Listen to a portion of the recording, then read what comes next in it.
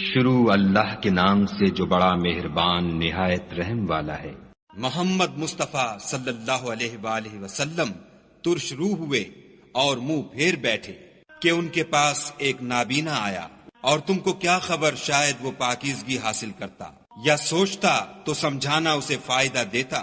جو پرواہ نہیں کرتا اس کی طرف تو تم توجہ کرتے ہو، حالانکہ اگر وہ نہ سنورے تو تم پر کچھ الزام نہیں۔ اور جو تمہارے پاس دوڑتا ہوا آیا اور خدا سے ڈرتا ہے اس سے تم بے رخی کرتے ہو۔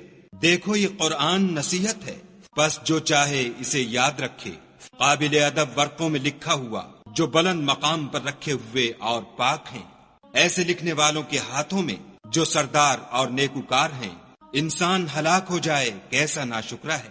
اسے خدا نے کس چیز سے بنایا؟ نطفے سے بنایا، پھر اس کا اندازہ مقرر کیا، پھر اس کے لیے رستہ آسان کر دیا، پھر اس کو موت دی، پھر قبر میں دفن کرایا، پھر جب چاہے گا اسے اٹھا کھڑا کرے گا۔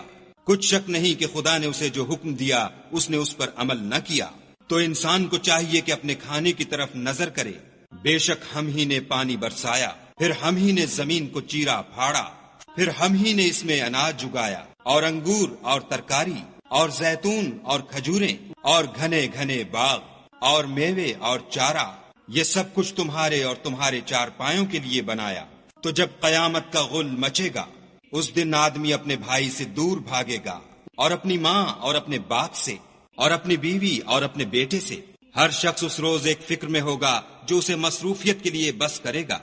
اور کتنے منہ اس روز چمک رہے ہوں گے، خنداں و شاداں، یہ نیکوکار ہیں۔ اور کتنے منہ ہوں گے جن پر گرد پڑ رہی ہوگی اور سیاہی چڑھ رہی ہوگی، یہ کفار بد کردار ہیں۔